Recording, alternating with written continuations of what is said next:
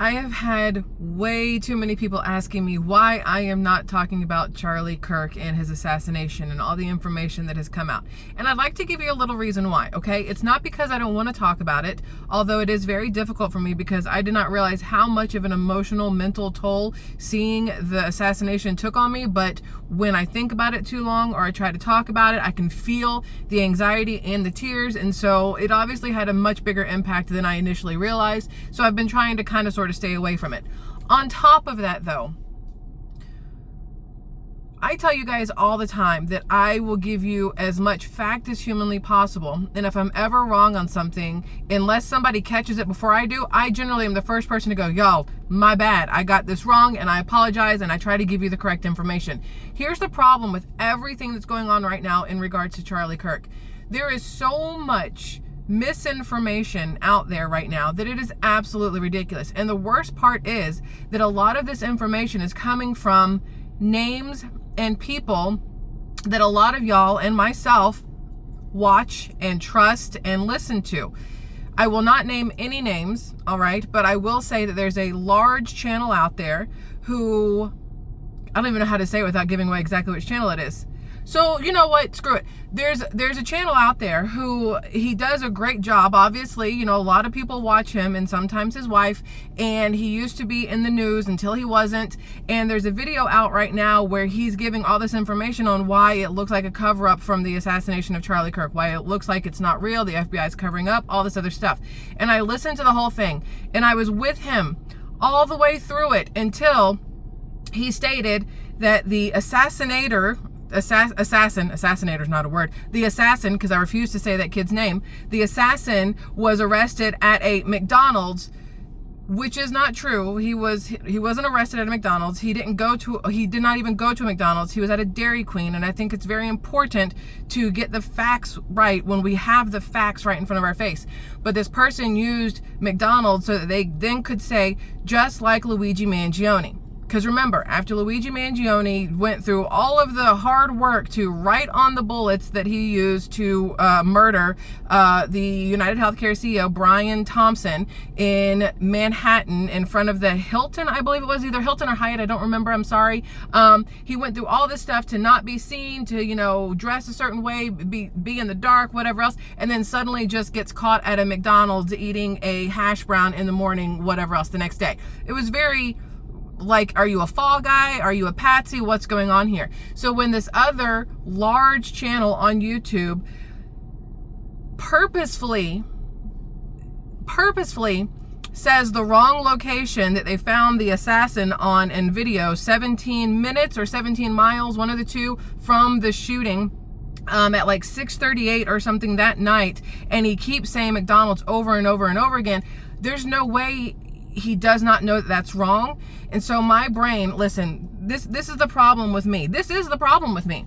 The way my brain works is when I see somebody, no matter who it is, that seems to either accidentally give the wrong information or blatantly give the wrong information in hopes of getting engagement, so people will jump in the comments and go, no, that's not right, blah, blah, blah, that's not right. I'm like, does that not take away the credibility? Does that not make it hard for you to believe anything they say after that? I never, ever willingly, knowingly, purposefully, whateverly lie to y'all on information. I try to give you every single little bit that's out there that I either know for a fact, and then when it's my opinion, I tell y'all, this is my opinion, this is what I think, whatever else, right?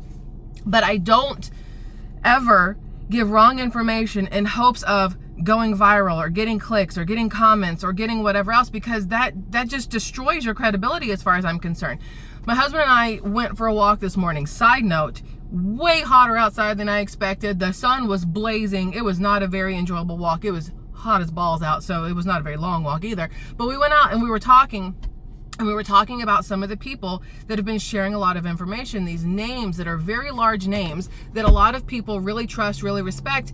And it's like, well, you have some over here, females, that are saying that they have seen information that, according to the guy who got the SD cards, gave them directly to the FBI, did not give them to anybody else. So how would this female over here have seen the information and all these other things? It's also said that this female over here, which I'm not saying names, but you guys can figure it out, that this female over here had a massive falling out with Charlie Kirk, and they were not best friends like is being portrayed, and that there was beef between the two of them, and that maybe it had to do with Israel and things like that. So it's very hard to take what you're hearing and what you're seeing for fact. The problem here is, and I told my husband this morning, I said, here's the problem. People are watching everything that's happening right now on social media, trying to figure out what's going on. When you have the FBI going, oh, we're going to have this thing wrapped up in just under a week, and you're like, but wait, we still haven't figured out everything from Epstein. We still haven't figured everything out from January 6th. We still don't know what happened here and there. How are you able to wrap this up and put a bow on it so fast with the assassination of Charlie Kirk?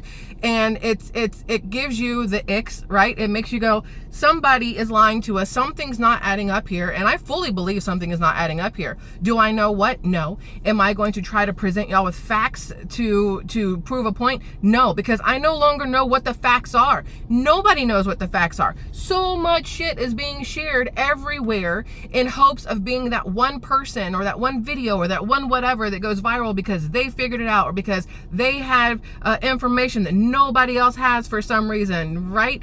And it's very concerning to me. And this is how I explain to my husband, because I keep forgetting to get to this part. This is how I explain to my husband.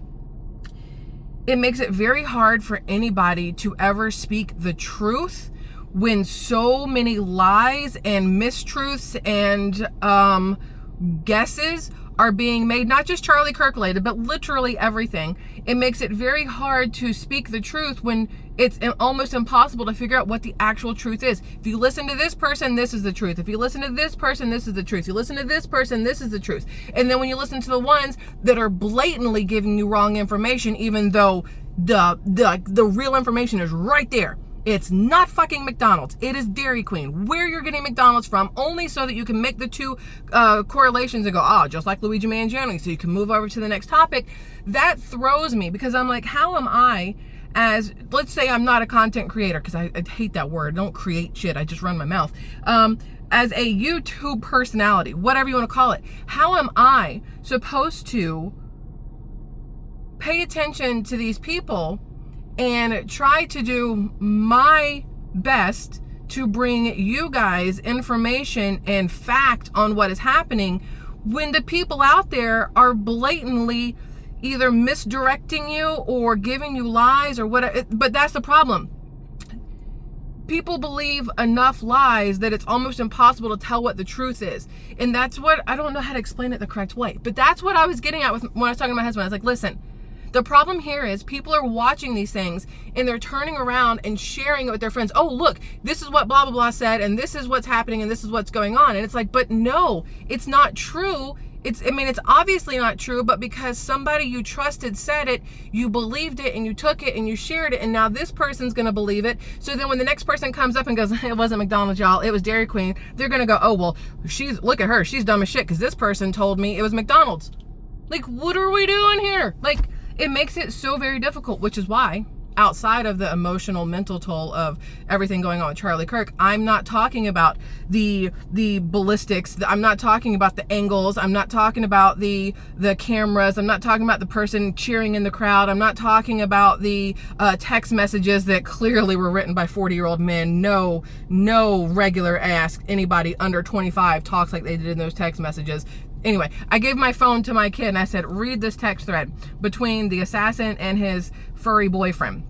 And my daughter starts reading it and she cracks up. And I said, what? She goes, this sounds like something you and dad would write back to each other, like back and forth. This is the way y'all talk. She goes, at no point in time do we use capitals and punctuation. It's K, whatever, and everything is shortened. There is no, she goes, this doesn't make sense. And I said, okay, that's the one thing that I think we all agree on is those text messages are bullshit. But besides that, I can't talk to y'all about any of the other information, because how do I know which ones are being shared that are accurate? How do I know which ones are being shared that have been altered in some way? How do I know which ones are being shared that aren't just like blatant lies? Because that's where we are. Unfortunately, that's where we are. What I do know is that the people that are cheering for the assassination of Charlie Kirk are absolute pieces of shit who, you know, they're gonna take another breath, and, you know, it is what it is. But I'm not a fan of anybody that's cheering on the assassination of Charlie Kirk. I think it's absolute trash. The massive memorial that they're having for him in Arizona at the stadium tomorrow, Sunday, right? Tomorrow, they said it seats like 63,000 people. One person that everybody watches that also is claiming to be best friends with Charlie Kirk and says that she saw the videos, that the guy who actually got the videos and said he only gave them to the FBI, so all of that is, you know, whatever. She said that you had to buy tickets to go to the stadium. Well, then you have Laura Loomer, who also, grain of salt, is like, no, they're all free. They're first come, first serve. You do not have to pay for any of these things. There's so much misinformation and misdirection from every single angle when it comes to what actually happened with Charlie Kirk, that it's absolutely horrific in my personal opinion. What is cool, which I still don't think is the right word to say given the situation that we're in, but the president and the vice president are both going to be at the memorial for Charlie Kirk tomorrow, which one part of me goes, that's amazing, you know, unification, bringing the country together, and they're both going to speak. I think it's great. The other part of me goes, no, y'all aren't supposed to be in the same place at the same time. It's why you have Air Force One and Air Force Junior, which is not what it's called, but that's what I like to call it. You're not supposed to be together, especially now, y'all, especially now that we have, let me find this bookmark, because I bookmarked this because I wanted to share it with you, because then it makes me go, okay, well, maybe Charlie Kirk was the first step in this new terrorist threat that we are under. I don't know if you guys have heard this one yet. I'm gonna share it with you if I can find where I saved it, because I saved a whole lot of stuff here. They were talking about there's a new terrorist threat. Speaking of that, there was a bomb threat at the home of Robert F. Kennedy Jr. on yesterday or the day before. So, you know, everybody's getting a little bit, what is it called? Swatted? That's what that is? Yeah, swatted right now. Okay, so the other thing that I saw, and I swear I saved it, they're talking about there is a new terror threat out there with, how do they phrase it? Hidden jihadists or something. Those were the words. I'm trying to find this thing, y'all, because it seemed like a very big deal when I was reading about it, and it might be more than, but I don't see it here. I don't know where it went. Either way, they're talking about there's all these possible terror attacks that are going to happen real soon because people have been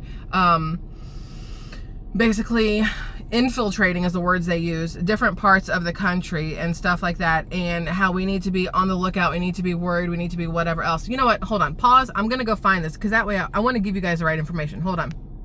All right, I found it. So, according to this is, again, a Laura Loomer post, and you do have to take everything anybody says these days with a grain of salt, but she does have a foot in the door at the White House. She does have a lot of people that give her information from the White House, so I'm going to read it to you just because I think it's something to keep in mind with everything that has been going on, everything that could possibly be going on. We've seen a lot of different things in a lot of different cities where there has been a resurgences when it comes back. So surge of different beliefs, and you have Texas Governor Greg Abbott signing in that there will be no Sharia law, signing all these things, and that's the only reason why I'm bringing this to your attention, because Dearborn, Michigan, same kind of thing. There's a lot of moving to this country, and instead of assimilating yourself, assimilating yourself to the country you moved to, you're trying to assimilate the country you've moved to your beliefs. This has been going on in numerous other countries with certain immigrants, illegal or legal, whatever, people who are immigrating to other countries, right? So this is what it says. Urgent intelligence alert. NCTC confirms Al-Qaeda presence on U.S. soil. Imminent multi-city Islamic terror attacks. All right. And she says, sources tell me tonight that the National Counterterrorism Center, this NCTC, has officially determined that Islamic terrorists affiliated with Al-Qaeda have infiltrated U.S. soil and are actively planning a series of coordinated Islamic terror attacks. It's a long sentence. This marks the first time federal counterterrorism officials have openly acknowledged the immediacy of such threats, signaling a potential escalation in domestic jihadist activity not seen since the height of ISIS-inspired plots in the mid-2010s. According to NCTC's latest assessment, shared in a classified briefing to congressional leaders and leaked today, Al-Qaeda cells, emboldened by the group's resurgence in Afghanistan and the North and Central Africa, have embedded themselves across major urban centers in the U.S. This has been confirmed, intercepted communications, financial tracking, and human intelligence. Sources tell me this is a sophisticated operation aimed at maximizing casualties and chaos.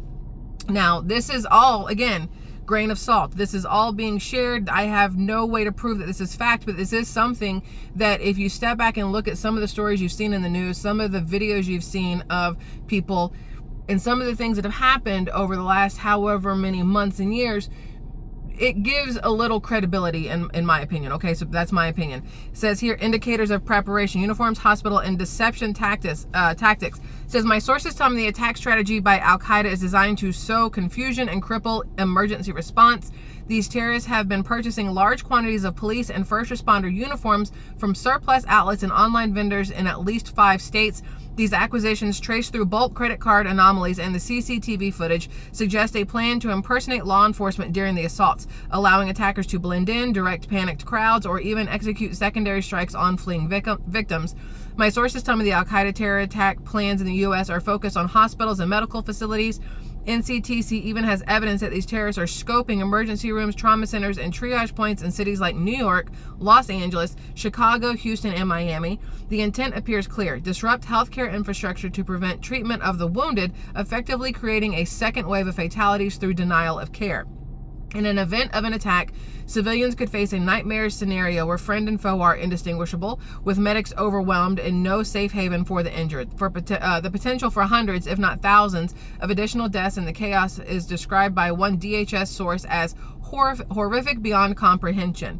The plot scale points to simultaneous strikes across multiple cities, echoing Al-Qaeda's historical ambitions for mass casualty operations like 9/11, but adapted for urban guerrilla tactics. Targets could include soft sites such as crowded events, transportation hubs, and public gatherings. We are under attack. Al-Qaeda Islamic terrorists disguised as first responders are planning to attack U.S. cities and our hospitals. When are our lawmakers going to address this growing threat of Islamic terror in the U.S.? Now, we have to, everything, like I said, grain of salt. Islam and everything else has been a very high talking point over the last couple years, right?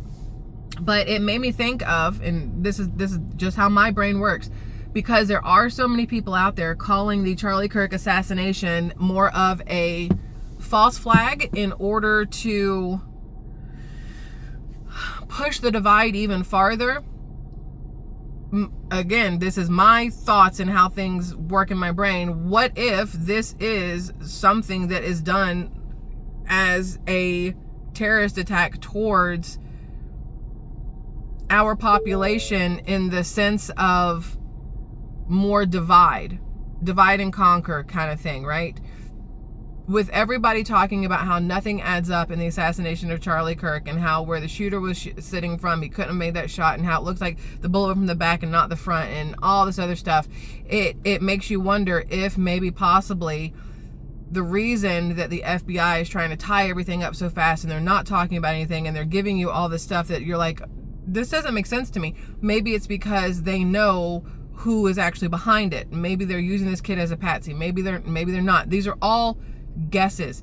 Everything we do in life right now is a guess. We have no fucking clue what's going on because they're never going to tell us the truth on anything. And you can try to piece together every single little bit as much as you want, but even then you're still never going to know the truth. We're never going to get the truth on JFK. We're never going to get the truth on Epstein. We're never going to get the truth on any of this other stuff. Everything that's going on right now is designed to do a look over here, not over there, pay attention to this, not pay attention to that, make sure you're divided. It's much easier to conquer when there is massive division. So when I read this thing about the terrorist cells and my brain goes, well, we are divided as a mofo right now, and more so because of not just Charlie Kirk, but the way everybody's reacting to Jimmy Kimmel and his firing, his letting go by ABC and was it Nexstar or whatever. You have to wonder if this is all like a big design, right? So speaking of Jimmy Kimmel, let me just real quick, I just wanted to bring it to your attention. On May 29th, 2018, I would like to quote a Jimmy Kimmel comment. This is a quote.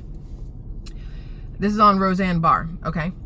And ABC, to their credit, didn't waste any time. They canceled her show today. I'm not a fan of censorship, But this wasn't about free speech. It was about consequences for saying something vile. You can say what you want, but networks don't have to pay you to say it. You can't just blame Ambien for that. Actions have consequences, and ABC made the right call. So when Roseanne tweeted something and said, you know, it's because she was on Ambien and ABC dropped her, Jimmy Kimmel agreed completely. He said that you can't say something vile and expect the networks to want to pay you to keep saying vile things, and that ABC made the right call. But when it happens to him, suddenly it's all about the First Amendment being taken too far, and how it's the president that's doing it, which is even crazier to me that they're blaming the president for him getting fired. Ted Cruz. It might feel good right now to threaten Jimmy Kimmel, but when it is used to silence every conservative in America, we will regret it. To which Bernie Sanders reposted Ted Cruz and says, I don't often agree with Ted Cruz, but he's right about this. The U.S. government can't force Jimmy Kimmel or anyone else off the air because they disagree with what he says. Clearly, FCC Chair Carr hasn't read the Constitution. Kimmel should be reinstated. Carr should resign. Here's one of those things I was talking about, where facts and fiction and emotions all get mixed together and you have no clue what's correct. The U.S. government did not force Jimmy Kimmel off the air. The people who pay his salary forced him off the air. They fired him. As his employer, they can do whatever the fuck they want if they don't like the things that he is saying. The president did not do that. Nobody in government did that. It was the company that employed Jimmy Kimmel. The company that was like, man, our ratings are shit. The views are down. Advertisers don't want to be on his show. And then he says this crap. Listen, it's time to get rid of him because he is hurting the network. He is hurting everything else. So we fire him. You know what happens when you have a job and you are subpar in your job? Your employer will can your ass. And that's exactly what happened. But you have people like Bernie Sanders posting that the U.S. government got rid of Jimmy Kimmel. You know what happens? His little libtard dumb fucks who follow him hear this and see this and go, oh, bad Trump. Ooh, orange man, bad. He fired people. That's not how this works. But because people are fucking ignorant these days, they have no idea. You have AOC's twat ass standing up in Congress talking about how Charlie Kirk is a horrible man because he didn't believe in the Civil Rights Act. Not at all what he said. Never what he said. He said that black people shouldn't vote. Once again, you dumb bitch, not what he said. I'm sorry. I have worked myself into a tizzy. Social media and giving every single person the power to air their opinions and thoughts, it's not the best thing. People think that of me. They're like, I can't believe that, this chick is allowed to talk. Some days I agree with you. Some days I'm like, listen, I don't even know what's going on in my brain right now. It's great that we all have the ability to say the things that we want to say, but there's consequences for your actions. I'm fully aware that anything I say to y'all and put out here, that there are consequences for every single word that falls out of my mouth. 100% aware of it. If tomorrow YouTube goes, listen, we don't really want you on this platform anymore because blah, blah, blah, blah, that's up to them. It's not anything I can do about it, because technically, if you want to get technical, they're my employer because the advertisers through YouTube pay me for my videos, or however they want to phrase, however that works, right? Like, I can't get mad at it. I can't go, oh, freedom of speech. Well, technically, I said what I wanted to say and they were free to take it away. They've taken down plenty of my videos that they didn't like. When I talked about, vaccines, when I talked about Bobby Kennedy, when I talk about Trump even, there's plenty of things that they've taken down because they didn't like what I talked about. They age restricted and put a limited ads on the one where I talked about the, what's his name? Adam Rain, the 16-year-old who, can't even say the words, because that's why they took my video down, because I said the words, just because I said the words, when he, whatever, because of ChatGPT. There's consequences for every action out there. And for them to sit here and rules for thee but not for me, this shit is absolutely ridiculous, but it is where we are. For some reason, every single day I wake up and I go, don't sow the political divide. Everybody is a human being. Treat everybody with the same amount of respect. Fuck that. The left is stupid as shit. And they continuously prove it every time they let Bernie Sanders or AOC or Chuck Schumer or Elizabeth Warren or Barack Obama or just any of these little pink-haired, blue-haired, fucking septum-wearing whatever people talk. It's fine. I need a dark room and a woo-saw moment because I'm sure I'm not the only one who's just kind of in the what the fuck kind of mental capacity moment, whatever right now, right? Right. So much going on. So much going on. And it's like, which way do you look? Because no matter which way you look, your blood pressure is going to rise. Your heart rate's going to rise and it's going to irritate the crap out of you. So it's like, oh, just stop looking. But that's not helpful either because then you don't know what's going on. But is it better to be completely ignorant or to know too much? That's the question today. Would you rather know nothing or know way too much of everything? Y'all, I love you. And once again, thank you for letting me have this conversation. I don't know if it helped anybody. I pissed myself off in the process, so I don't know if it helped me either. But here's where we are. Libtards are morons. Charlie Kirk was amazing. Tomorrow is going to be a very hard, sad day. Oh, y'all, when I see people posting how they decided to make October 14th Charlie Kirk Day, and people are like, oh, that happens to be George Floyd's birthday. Fuck all the way off. That happens to be Charlie Kirk's birthday. There's no reason to bring up that man in conjunction to what's going on with Charlie. Why? But everybody on the left is like posting it. Stop. Just stop. Look, violence is never the answer, but man, sometimes do I want to get violent. I'm not gonna lie. Okay, that's it. I love y'all. I'll see you later. I don't know what we'll talk about, but we'll talk about something. I'll see you later. Right now, I'm gonna, like I said, dark room and woo-saw and just try to turn my brain off for a little bit because it's like a hamster in a wheel. I don't know if that's good. Squirrel in a wheel, but then that makes it seem like there's nothing. But it's just because it's going too fast. There's too much. Whatever the scenario is, I need to turn this shit off. So that's that. I love y'all. See you later. Goodbye.